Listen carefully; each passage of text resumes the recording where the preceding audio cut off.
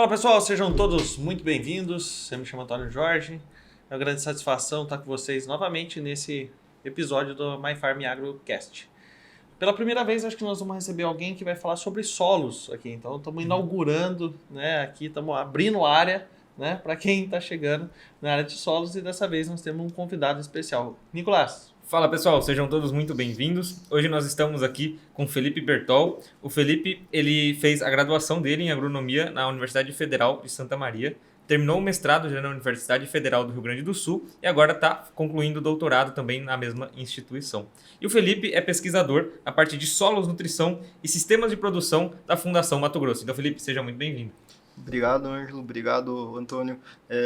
Prazer, não sabia que seria o primeiro aqui, uma honra. E até pelo tópico, né? No solos a gente começa a falar pela análise de solo. Então ficou bacana, a obra do destino aí. Um prazer estar aqui com vocês e obrigado pelo convite. Obrigado. E acho que é muito legal, né, destacar para quem está nos acompanhando nessa conversa que a Fundação Mato Grosso ela tem uma responsabilidade, uma carga muito grande, né? Então, o Felipe aí herdou uma série de trabalhos históricos feitos por grandes especialistas, né? Tem Zancanaro, tem Claudinei Capos, tem muita gente envolvida aí. Desculpe se eu esqueci alguém nessa trajetória, mas que trouxe muito avanço progressivo pro Mato Grosso como um todo e também pro Cerrado, né? Porque acho que muitas das coisas que são discutidas hoje foram construídas ao longo desses anos e que permitiram que não só o Mato Grosso, mas também Mato Grosso do Sul e outras áreas tivessem a Fundação Mato Grosso como referência, principalmente dentro da aula de solos. Então, é uma responsabilidade muito grande, né?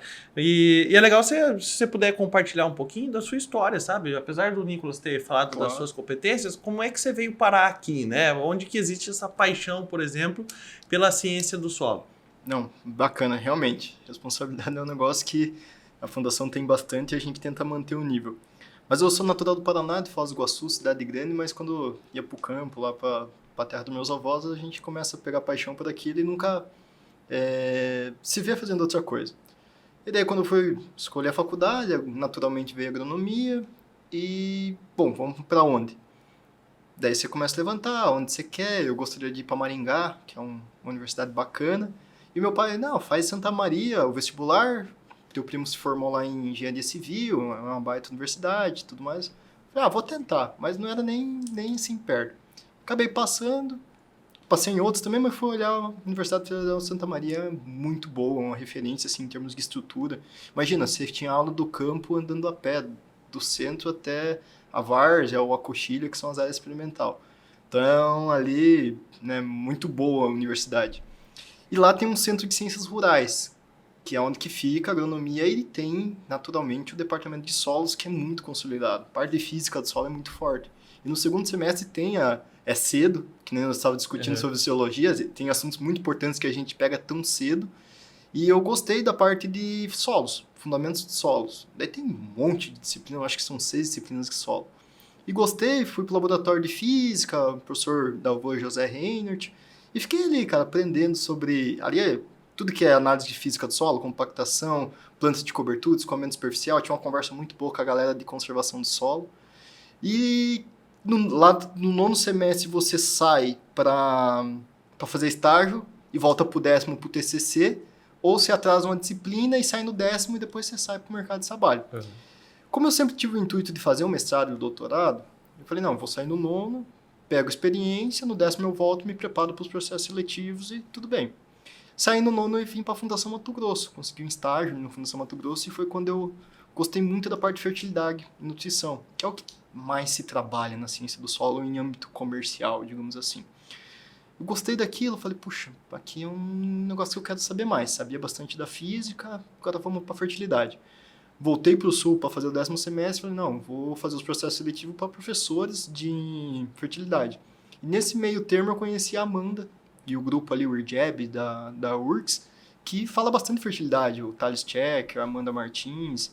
E falei, bom, teve um conselho aqui dentro da fundação, um pesquisador na época, o Altiedes, que falou assim, olha, se eu tivesse a oportunidade de hoje, eu mudaria de instituição cada estágio da minha formação para conhecer as pessoas, né? Hoje eu recomendo fazer isso, apesar de não estar seguindo. Então eu peguei e falei, bom, vou mudar, vou para Porto Alegre. Daí fui para Porto Alegre, comecei lá a trabalhar com sistemas integrados, soja e azevém, também tinha alguma coisa de adubação de sistema, coloca tudo no inverno, tudo no verão. E nós colocamos dose de nitrogênio. Eu gosto de nitrogênio, vou trabalhar com nitrogênio. Colocamos dose de nitrogênio ali, isso foi em 2019, e trabalho de campo. O mestrado é uma loucura, né? Porque é tudo muito rápido. No fim das contas, deu, acho que por março, pós-carnaval, estourou a pandemia. Eu falei, puxa, a bolsa era R$ 1.500, morar numa cidade grande já era uma dificuldade muito grande. Já não contava com a ajuda dos pais, falei, não, vou procurar um trabalho. Não, eu quero fazer doutorado, mas eu vou pro campo do trabalho para pegar mais experiência. E deu a coincidência de a Fundação Mato Grosso estar com um processo de trainee aberto, na época para validação de pesquisa, que é a consultoria. Uhum. E não tinha solos, né? Falei, vou tentar. Na verdade, o pessoal entrou em contato e eu falei, vou tentar, porque é uma oportunidade legal para voltar para a fundação. Deu certo, voltei para a fundação, fiz uns bicos em mecanização, validação, e ajudava o Fábio Ono, na época, que era o pesquisador, com solos. Então aí você falou dos experimentos, né? O Fábio Ono, o Claudinei Capes, o Eros, o Leandro, são todas pessoas que participaram, que eu conheci, convivi, conversei sobre assuntos de fertilidade, estagiário, que trainee. E daí passou um ano, fui efetivado como pesquisador, logo em seguida, em setembro ali, o Leandro saiu, depois o Fábio saiu. Então daí, do estagiário do trainee, virei o pesquisador ali, e consequentemente essa bagagem dessa galera, mas nada que seja diferente do que eles fazem, assim, é manter esse legado maravilhoso que a Fundação tem, porque até para fazer um fechamento, já fazem 2 anos como pesquisador, para nós que trabalhamos com fertilidade, solos, é meio diferente das outras áreas. A gente precisa desse trabalho de longa duração. Por causa que o solo ele não é do dia para a noite que você pode ter uma resposta em ambientes de caixa alta. Em ambientes de caixa baixa, digamos assim, eu coloco o fertilizante e responde. Uhum. Mas hoje já não é a realidade. Hoje os agricultores subiram o patamar, a gente precisa ter resposta para eles. E esses experimentos criados por essa galera são fenomenais e sempre estão atuais, apesar de antigos, velhos, né? 10 anos, 15 anos, que respondem essas questões. Então a gente luta com unhas e dentes para manter eles dentro de casa. E essa é uma premissa muito importante, né? Porque, como você falou, talvez uma área arenosa, uma baixa fertilidade, um negócio que está começando, o acréscimo lá já fala, né? Fala, lei dos acréscimos decrescentes. Então colocou um pouquinho lá e vai embora, né? Uhum. Nós tivemos, tanto eu quanto o Nicolas, nós tivemos o privilégio de ser orientado em nível de graduação pelo professor Witt, que também é um cara que tem uma bagagem gigantesca. E em solos, né, a gente foi aprendendo com o tempo que era muito importante você ser consistente, né? Para você não ficar esperando grandes milagres, né? Mas saber que o solo em si, ele carrega uma responsabilidade também muito grande pela produtividade que você vai ter. Afinal de contas, né? Se não for o único, né, é um dos únicos fatores que aumenta a produtividade, aquele que você consegue, né, trabalhar com incremento, né, ao contrário de uma proteção de cultivos, onde você fala, peraí, deixa eu tentar segurar um pouquinho as perdas. E quando a gente observa o fator solos, hoje ele responde pela maior parte dos casos que nós temos de sistemas de produção de alto potencial. Então, você vai olhar quais são os fatores que estão sempre sendo norteados e que estão sendo objeto de estudos nos cases de alta produtividade. Cara, sei lá, se a gente citar 10 possíveis, sem dúvida, pelo menos uns 7 serão relacionados ao fator solo. Uhum. O fator da genética da semente possivelmente vai ser pontuado, vai ter alguma coisa relacionada a plantio, a qualidade do plantio, estabelecimento, a plantabilidade, e alguma coisa de proteção mesmo. O restante vai ser tudo assim, compactação do solo, vai ser nível de enxofre em profundidade, alumínio, presença, ausência de alumínio. Então, tudo isso vai entrar na discussão. Até mesmo se tem plantas de cobertura que vão estar fazendo a presença da matéria orgânica, a ciclagem do nutriente. Então, como que você enxerga isso? Vocês que têm o objeto de estudo, os solos, né? O quanto que isso pode representar de fato? Eu falo assim, não, Antônio, acho que não é bem por aí. Vamos ponderar um pouquinho mais e talvez seja 50-50, né? Cara, você falou muito bem. Que a parte de proteção de planta, ela protege, a parte de solo, ela constrói. Geralmente eu brinco com os outros pesquisadores da fundação, Eu só entrego o serviço para vocês não fazer cagada, digamos assim. Mas brincadeira, papel super importante, hoje é muito importante, principalmente a parte de fitotecnia, que também faz parte da construção, mas se você posicionar um material em determinados sistemas de produção, ele não vai desempenhar aquele potencial genético que ele tem. E fato é que olhar para essa safra, a genética tem um potencial incrível. Foi uma safra recorde em termos de Mato Grosso. Mas, trazendo de volta aqui a tua pergunta, o bom de trabalhar com solo é que a gente, obviamente, tem inovações, mas o básico bem feito ele é predominante. Então, como as nossas bases, você falou do professor Vítor, tem várias referências nos livros que a gente convive com eles, graças a Deus, e esses ensinamentos que essas pessoas falam, ela vai ser hoje, daqui 5, daqui 10, daqui 20 anos, a mesma coisa e não vai mudar. Então essas bases, a agricultura brasileira e a ciência do solo brasileira, ela construiu muito bem. Então o que você olha nos manuais, artigos de renome, isso aí pode ter certeza que perdura no campo. Muito ao contrário do que a gente olha na parte de proteção de plantas, porque as coisas evoluíam muito rápido, as doenças têm uma resistência hoje que no passado não tinha, plantas daninhas, antes você controlava com glifosato, hoje não mais.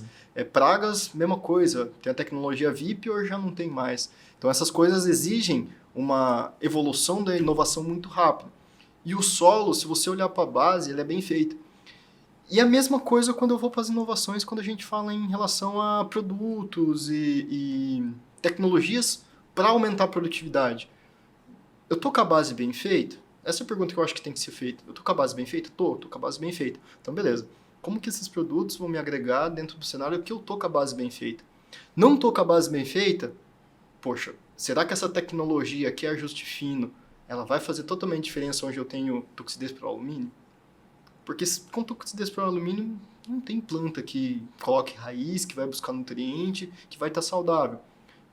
Se eu tenho deficiência de fósforo, não adianta eu fazer milhões de aplicações foliares, não tem bioestimulante no mundo que faça essa planta se desenvolver. Por quê? Porque ela tem deficiência de fósforo. E nossos ambientes são assim. E quanto que a gente criou esse conceito de toxidez por alumínio e deficiência de fósforo? Há muito tempo atrás. Muito tempo atrás. Então a base, bem consolidada dentro do teu conhecimento ou dentro da tua lavoura, ela vai potencializar as outras tecnologias. Então, para solos é exatamente isso. Inventar a roda nos solos é algo que é muito difícil. Você não vê muitas coisas revolucionárias hoje como você vê num campo genético, como uma atualização da tecnologia para proteção de lagartos, digamos assim. Para solo é muito difícil. Talvez uma das últimas maiores... Eu costumo falar que o próximo Nobel é uma tecnologia efetiva que seja solubilizador de fósforo do que a gente já tem aqui no Cerrado. Por quê? Porque o nosso fósforo está aqui. A gente não está jogando no manancial, em grandes proporções, considerado um solo arenoso, ou outros países que têm esse problema, né? O nosso fósforo está aqui. Então, eu tendo essa bactéria, eu tendo essa tecnologia que realmente mostre isso, vai ser o próprio Nobel da Agricultura. Indiscutivelmente. Vai ser a quiçá da paz. Por quê? Porque vai ser um passo muito grande. Muito, muito grande. Aproveitar isso aqui. Então, quando eu falo assim, para o cara atingir alta produtividade, eu preciso fazer coisas mirabolantes. Não. É só trazer as bases para dentro de casa, tá tudo certo. O clima ajudou, você consegue desempenhar muito bem. Ô Felipe, até tem uma curiosidade, nós vamos aproveitar, porque já que você tocou no assunto base, né? Alguns dos nossos assinantes da Farmflix têm o privilégio, né, de participar de uma comunidade exclusiva. E lógico que a gente postou, o Felipe vai estar aqui com nós e causou um movimento ali entre eles de tirarem as dúvidas, né? Porque não é sempre que nós temos um especialista aqui na parte de solos. Hoje é o primeiro, inclusive, né? Que está sentado na mesa do podcast. E vieram algumas perguntas. E algumas delas são relacionadas justamente a esses aspectos básicos. Então, Nicolas, lê para nós aí essa pergunta e vamos ver o que o Felipe pode contribuir com esses nossos assinantes aí. Perfeito. A primeira pergunta que a gente tem aqui, Felipe, é sobre a maneira correta de realizar a amostragem, né? E ele pergunta um pouquinho mais sobre o grid amostral ou ambientes de manejo, ou consolidar os dois. O que você vê na sua opinião? Não, show de bola. Vou falar primeiro da amostragem, depois dos tipos, né? São tipos, então tem seus prós, seus contras para cada lado. A amostragem, o ato de amostrar é o principal erro. Então, o pessoal que for assistir o curso depois aí vai ver o quanto que a gente pode errar na amostragem do solo. Porque a gente tem, vou pegar aqui a camada 0 a 20, são 2 milhões de metros cúbicos, decímetros cúbicos. Eu pego 500 gramas, mando para o laboratório. Dessas 500 gramas, 50 gramas é analisado. Então, isso é um erro muito grande. É um erro, por exemplo, se eu errar na coleta do solo, se houver alguma contaminação que eu peguei um fertilizante e isso foi para análise do solo, vai ter um pico que vai errar muito, muito grande. Então, acertar na amostragem de solo com todos os parâmetros de qualidade, isso é fenomenal. Isso a gente falou bastante no curso ali, eu acho que vai ficar bem legal para a galera. Quanto aos tipos, nós também comentamos, mas tanto o grid quanto a zona de manejo, ela tem as suas finalidades e suas particularidades e até o gosto. O grid, para mim, é mais para conhecimento da área. O problema de fazer um grid muito pequeno é o número de amostragem. E o grid muito grande é que você pode mascarar algumas possibilidades. Vou pegar um exemplo de 10 hectares em que eu tenho uma baixada. Na parte mais baixa é um solo mais arenoso e a parte mais em cima é um solo mais argiloso. Ah, mas quantos por cento? Não vou ir longe. A parte mais em cima é 30%, a parte mais de 10% é 15%. A dinâmica é totalmente diferente. Mas se eu fazer um grid de 10 hectares, eu vou pegar isso aqui, essa parte mais em cima, essa parte mais embaixo e jogar para a média. Então, beleza, eu vou fazer lá e, tirando essa média, eu vou tirar uma conclusão e vou fazer uma recomendação. Então, o que eu vou ter nessa situação? A parte mais embaixo, eu vou colocar muito e ela não vai dar o retorno que eu espero, e a parte mais em cima eu vou colocar pouco, que ela poderia dar muito mais. Então, eu vou estar subestimando e superestimando. Sim. Então, isso é o perigo de trabalhar com a média, né? A média tem que lembrar que depende do desvio padrão. E a zona de manejo, ela já dá uma corrigida nisso. Por quê? Porque ela considera o conhecimento das pessoas que trabalham ali, ou a pessoa que vai fazer esse zoneamento, que fala, olha, essa parte mais de baixo, ela tem que ser tratada de forma diferente com essa. Ah, mas é só uma tripinha. Sim, mas é dinheiro. Então, você tem que tratar mais embaixo. E considera zonas homogêneas para você fazer a amostragem. Então, se diminui um pouco o número de amostral. Qual que é o problema? Esse afinamento do conhecimento das pessoas que vivem ali. Uma pessoa de fora, ela vem ali e vai ter uma percepção. Conversando com as outras pessoas, então esse relacionamento é importante para saber, não, como que se desempenha? Isso aqui faz sentido para você? Sim. Não, isso aqui sempre colheu mal. Ah, mas por que colheu mal? Às vezes pega um mapa de colheita e você tem lá a zona bonitinha. O que você precisa? Então, ela resolve um pouco isso e você dá um pouco mais de atenção àquilo que realmente importa. Agora, você pega um 35%, 40%, 60% ali, é um talhão inteiro. Muitas vezes é até difícil você falar, isso aqui é diferente daquilo ali. Por quê? Porque é um chapadão. Tu não consegue mudar. E ali, sim, faz uma amostra inteira e trata aquilo ali como uma informação só. Então, é os prós e os contras de cada método. Se você não tem conhecimento sobre uma área, às vezes o grid fica interessante você fazer, para ter uma primeira noção. Tem outras ferramentas também, como o VERES, que é condutividade elétrica, mas é o tipo de análise e cada um tem um gosto. Então, vai do recurso, do próprio gosto do agricultor, da instrução técnica. Então, tem vários poréns aí que os prós e os contras devem ser levantados e ver o que encaixa para cada um. Excelente. E até falando do grid, né, que a gente estava conversando mais cedo, até fazer uma metáfora aqui com a educação, né? Porque, por exemplo, você pega um professor que está querendo melhorar as notas, as médias da turma dele. Se ele for fazer uma prova baseada no pior e no melhor aluno para tirar a média, não vai funcionar, né? Vai ficar na média, para o aluno melhor vai ser muito fácil, para o aluno pior vai ser impossível a prova. Não vai conseguir resolver os problemas dele. E assim, o grid ele tem um problema que você não consegue... Depois que você... Vou montar um histórico de um talhão. Bom, mas esse ano eu tenho um recurso para fazer um grid de 0,25 hectare. Um grid bem afinadinho, pequenininho, ficar legal.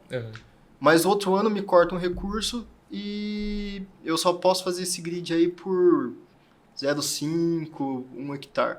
Você vê que o mapa é totalmente diferente. O mapa muda. Assim, muda, a informação muda. Sim. E um pouco da crítica ao grid que o pessoal faz é aquele... Será que a gente não está querendo impor uma homogeneidade a algo que naturalmente naturalmente a complexidade daquele ambiente não é homogêneo?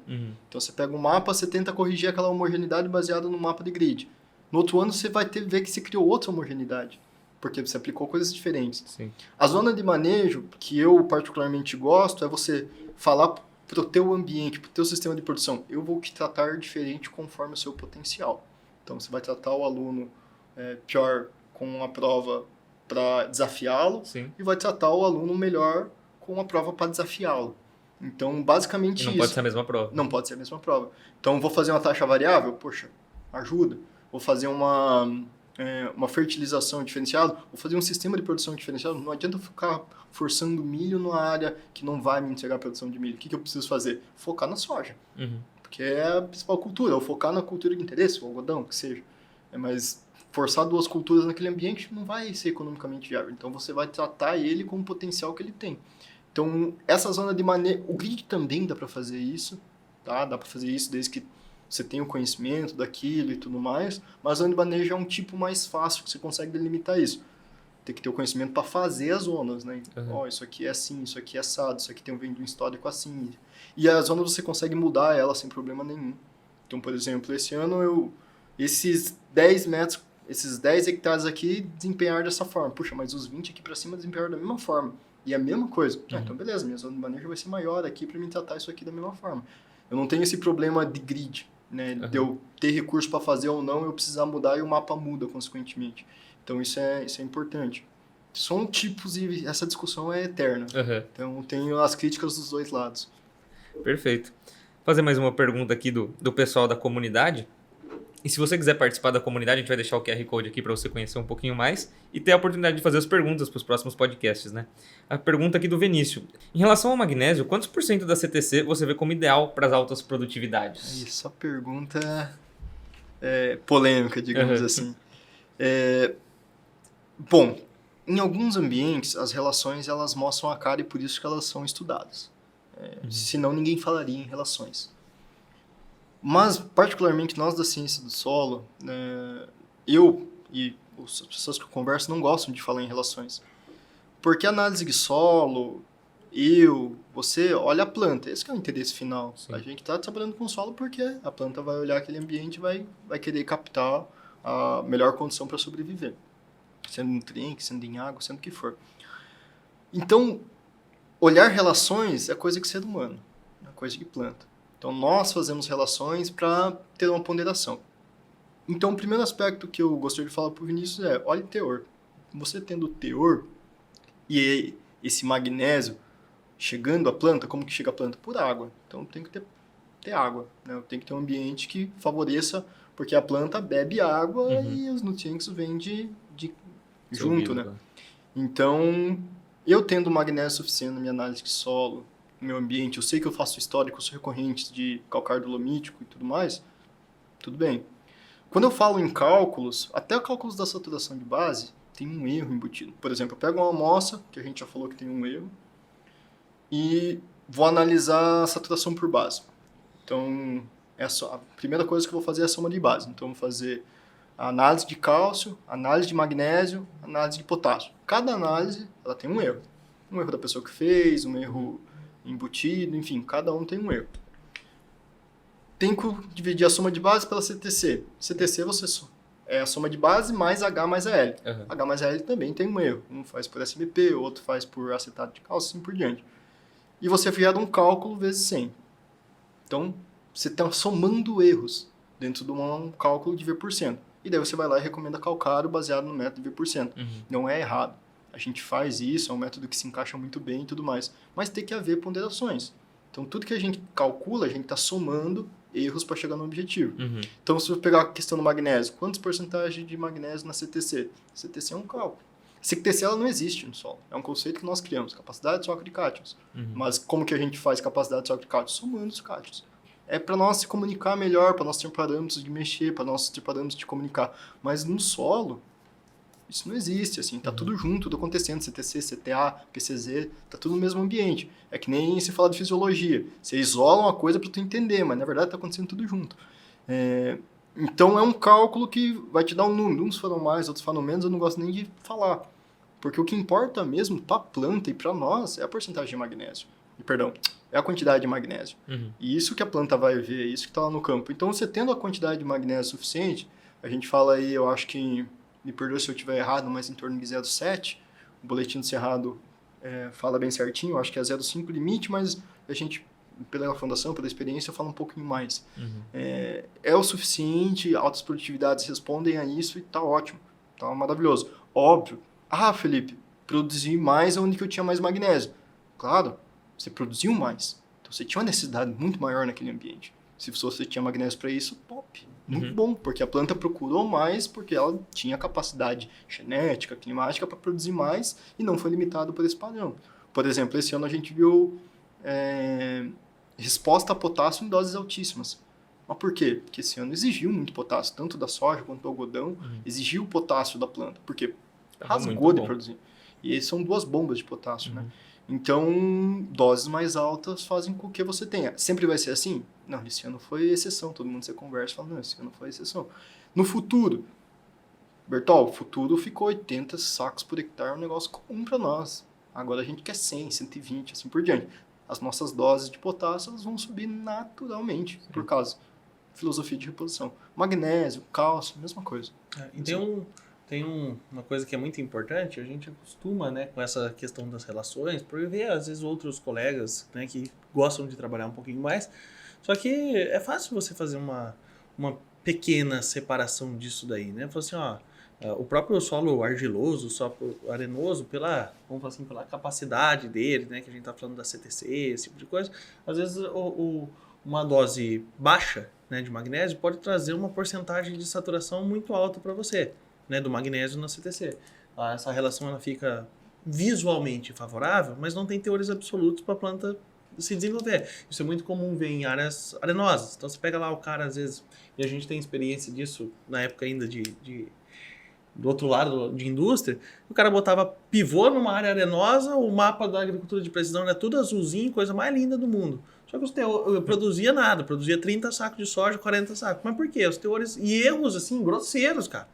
Grosseiro, que você fazer, como é que essa pessoa está fazendo agricultura de precisão, tá tudo bonitinho, V%, 80, 90, tudo azul e verde, né? Você faz isso aqui não precisa de nada, pode ensacar e vender. Só que quando você olhava os teores absolutos, né? Miséria. E aí era impossível nós pensarmos em altas produtividades com teores tão baixos. Tem uma relação assim, a única relação que eu vi que funcionou, que eu vi na prática, assim, não é que funcionou, é a que é mais falada, que é cálcio, magnésio e potássio.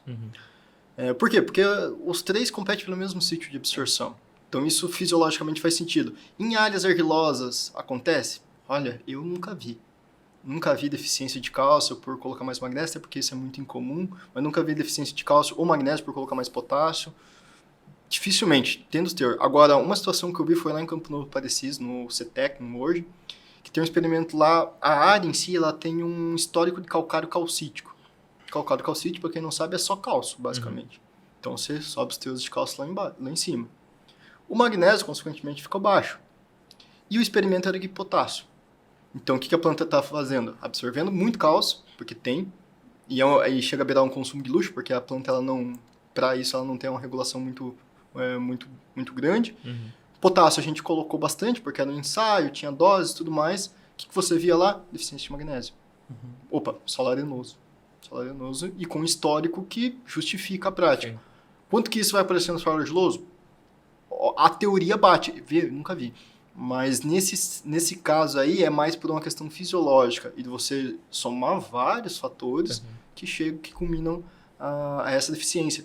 E aí é um pepino, né? Porque que opção que você tem de magnésio para corrigir que não for calcário dolomítico, mas você também continua colocando cálcio, você precisa colocar potássio, e o magnésio continua sempre desfavorecido ali naquele ambiente. Sim. Daí o jeito é você chegar numa dose, num teor de magnésio suficiente com alguma outra fonte. Daí você vai pro mercado, caro. Ou quase não tem. Então é um mato sem cachorro, digamos assim. Então é complicado. Essa questão do magnésio é bem comum assim, as conversas e tal. E é realmente, tem que tomar os cuidados. O calcário calcítico às vezes é mais barato, mas pode ser um tiro no pé. Porque você não tem outra fonte de magnésio tão barata quanto o calcário dolomítico. Então é bem por essas vias. Assim. E tem outro problema também, às vezes, nessas histórias, que é relacionado também à reatividade desse magnésio. Porque a legislação te obriga em cima de cálcio. Né? E como é que fica o magnésio? Quem está de olho para ver qual é o tempo de reação desse magnésio, né? Assim, quando a gente vai para a parte de qualidade de produto, a gente... O que eu recomendo? Você vai fazer uma compra do calcário? Não, qual que é a garantia do teu calcário? A legislação tem lá, ele manda provavelmente um calcário que vem da legislação, fica em interninho. Chegou o teu produto? Faz análise. Ah, mas não tem tempo. Tem tempo, sim. Chegou o produto? Faz análise. Porque você só está garantindo aquilo que te venderam. A reatividade. Tendo os teores, partindo da lógica que você está fazendo uma calagem, mas não para apagar fogo. Você está fazendo uma calagem constante, cada 2 anos, 2 toneladas, 2, 3, depende da tua necessidade de ambiente. Mas os teus teores de magnésio eles não estão enforcados. Você está fazendo para ter aquela frente de reacidificação, para evitar que o alumínio volte em camadas subsuperficiais. Eu não me preocuparia até com essa dissolução do magnésio num curto espaço de tempo. Agora, eu preciso de magnésio a qualquer custo, aí você vai ter um problema. Você pode ter um problema dependendo da tua qualidade do... Aí você vai para fontes mais caras, talvez um óxido de magnésio, calcário magnesiano, que o pessoal fala bastante. Então, daí tem essas alternativas que basicamente vai impactar no teu bolso, né? Então, essas questões. Agora, em área que eu estou fazendo esses calcários recorrentes, eu não me preocuparia muito, não. O Bertol, deixa eu te falar o seguinte. Resgatar um pouquinho do que você falou. Que você disse que é bem complicado, não vou dizer impossível, mas você pensar em ciência do solo trazendo algo, às vezes, com mudanças muito abruptas, né? Assim, ó, aquela consistência ela vale mais do que a bala de prata do negócio, que é o que todo mundo fica buscando. No entanto, eu acho que nós, como pessoas que... Eu me considero da nutrição, da fisiologia, são áreas de interesse que a gente sempre teve do lado, a gente tem que sempre buscar também como é que a gente consegue inovar dentro da área de solos. Então, a parte de fertilizantes, às vezes, acaba sendo a maneira mais rápida, né, que a gente tem. Então, começam a aparecer algumas soluções aí que podem ser de origem duvidosa, né? E como você enxerga isso? Porque acho que nós temos uma pergunta nesse sentido. Então, vamos tentar conciliar, né? O que a gente tem de inovação, como que é possível inovar dentro da área de solos, né? De repente com a pergunta do nosso assinante. A pergunta do Vinícius, ele até fala um pouquinho se você acha que os nanofertilizantes são uma alternativa boa para o futuro, se são viáveis aqui dentro da nossa agricultura do Cerrado. Né? Não, muito, muito bem explanado aí, Antônio. Todo quanto é tipo de tecnologia... semana passada eu dei uma palestra para a Corteva que ela está lançando um produto chamado Trisha, que é uma metalo...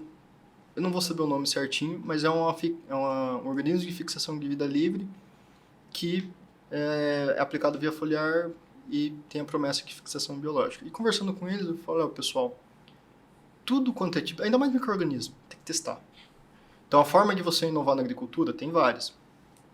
A nanotecnologia ela vai entrar valendo para tudo. Porque até micro-organismo é nano. Então eles vão entrar com muita força. Agora, onde que nós estamos? Cerrado. Qual que é os maiores desafios aqui? Calor pra caramba e úmido quando a gente está cultivando.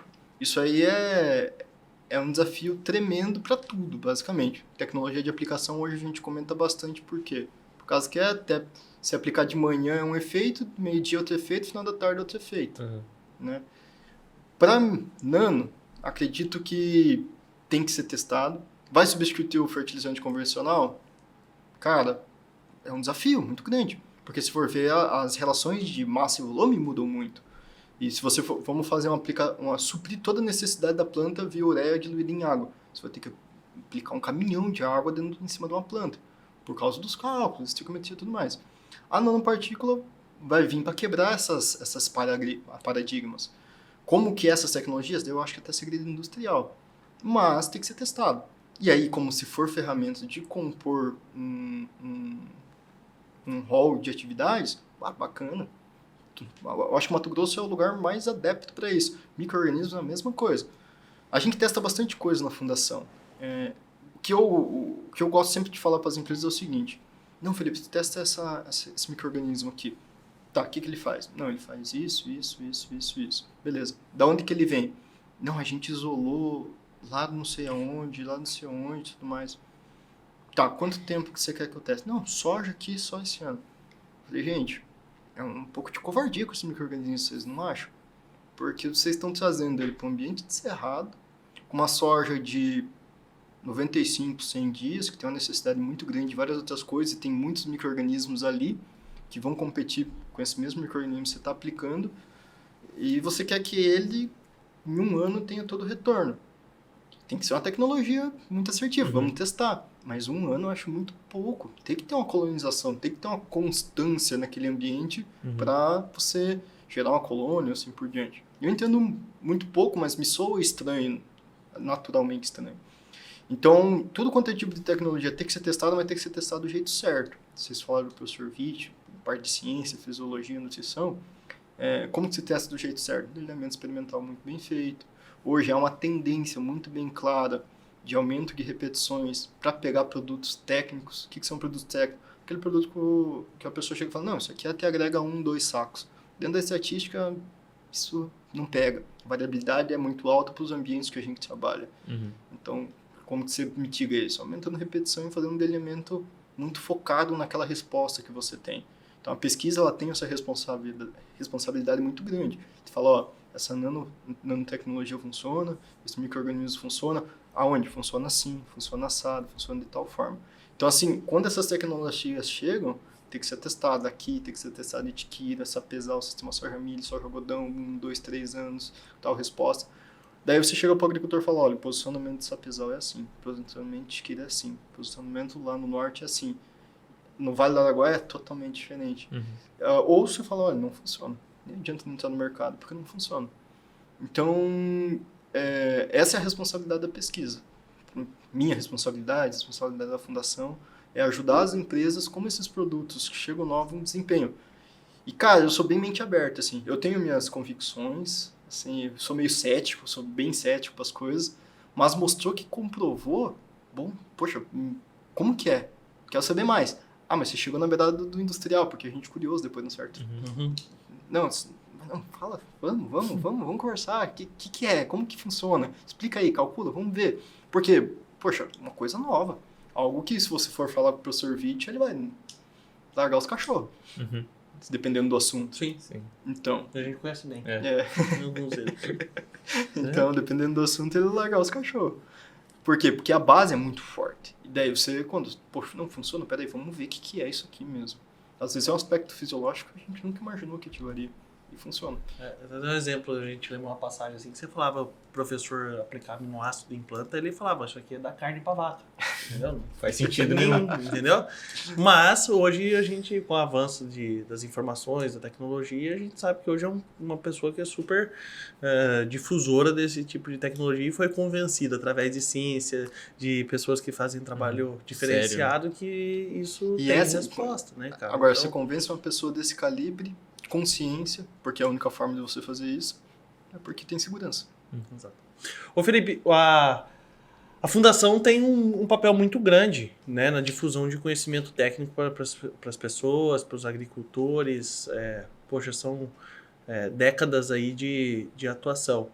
E você é recém-chegado, vamos assim dizer, né? Ainda são poucos anos perante o tempo que a fundação tem. Mas já tem se envolvido diretamente, né, nesse compromisso de difundir. Teve o evento de algodão agora de vocês, com capacidade máxima, o evento de soja estava presente novamente. Agora, como que é a sua visão do Felipe Bertol mesmo, como sobre a importância de conhecimento, difusão, como que se enxerga a parte educacional, né? A gente vive isso, respira na MyFarm Agro e entende um pouco das responsabilidades. E na sua visão, como é que é? Cara, um dos principais gargalos hoje para nós em pesquisa talvez seja o de todo mundo, que é pessoas. E quando a gente vai conversar com outros atores do meio agrícola, é a mesma constância. Formação de pessoas. Pessoas estão cada vez menos preparadas. E não só em termos técnicos, às vezes a pessoa é muito boa tecnicamente, mas em termos até psicológicos, assim, de não aguentar a pressão. Comportamentais também. Exato. Então, assim, a formação de pessoas é o futuro. Indiscutivelmente. Ainda mais agora depois de uma pandemia em que as coisas dão uma desbalanceada. Eu sou novo, mas eu sou meio pragmático em algumas coisas. Eu gosto de uma sala de aula.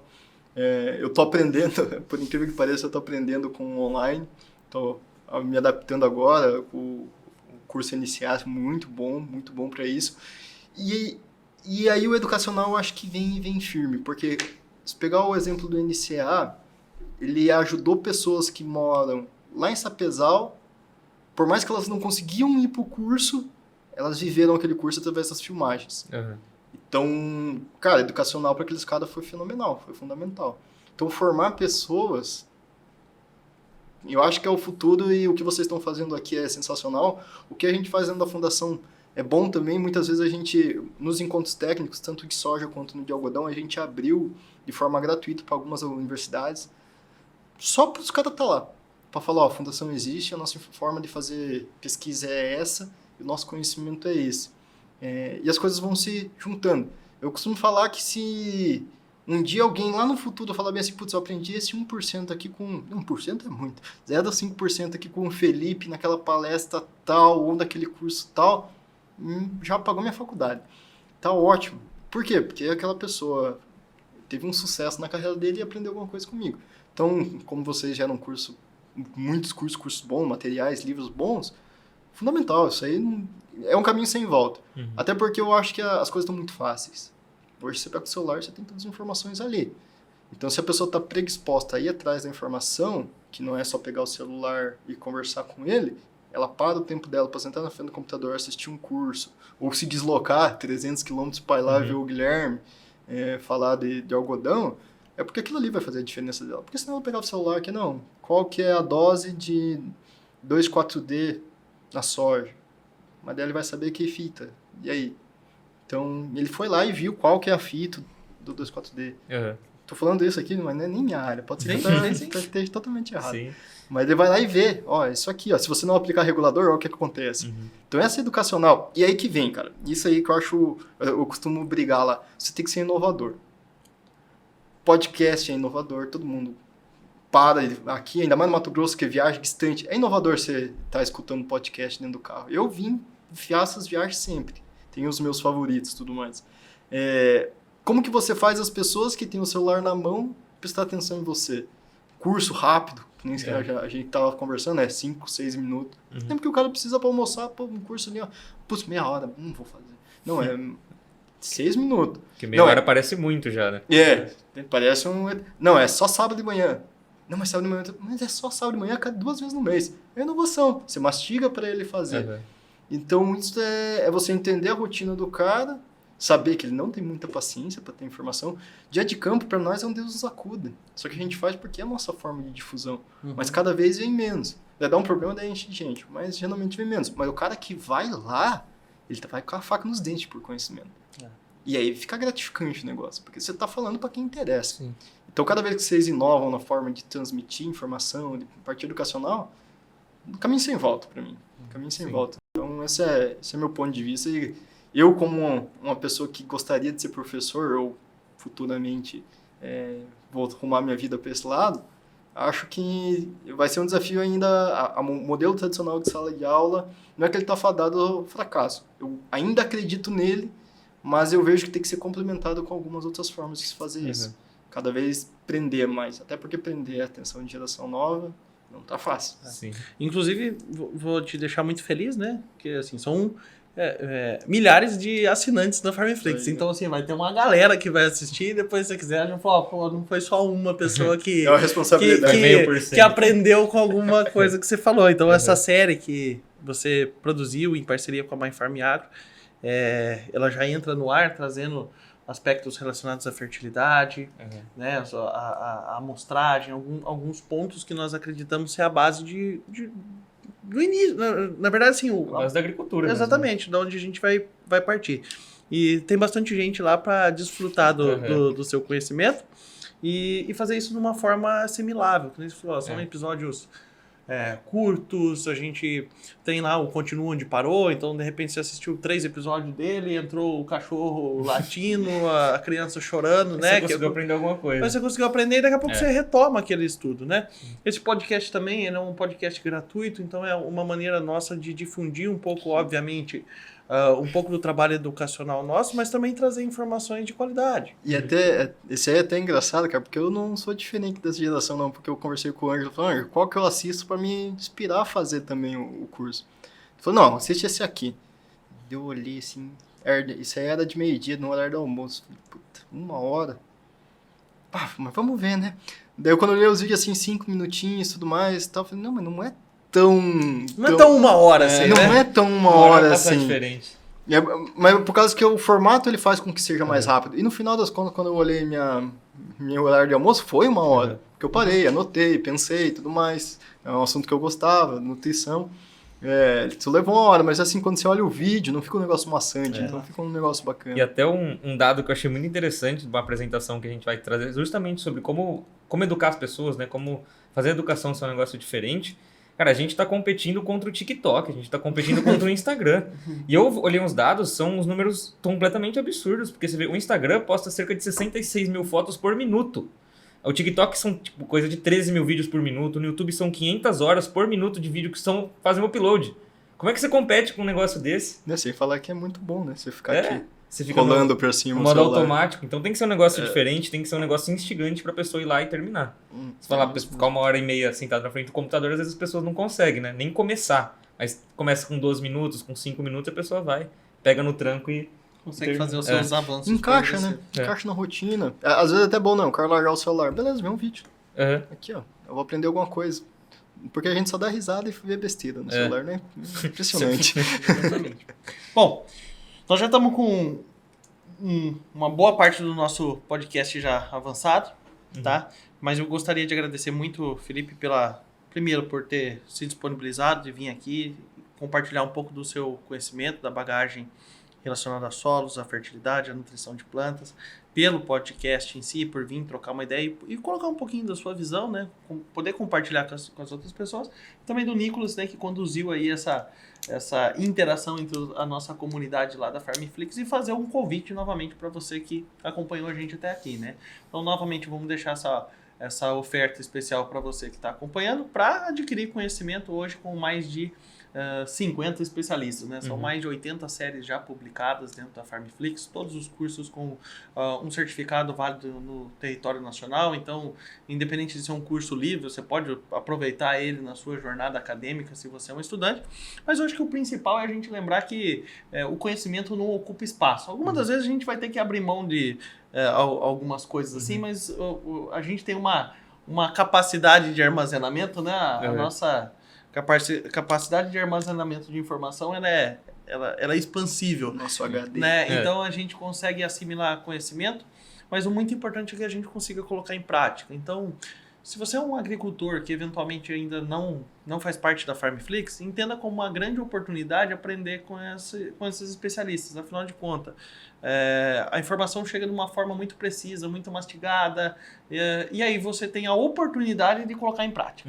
Tá certo? Então, a oportunidade bate na porta, mas não gira a maçaneta. Você precisa fazer alguma coisa também.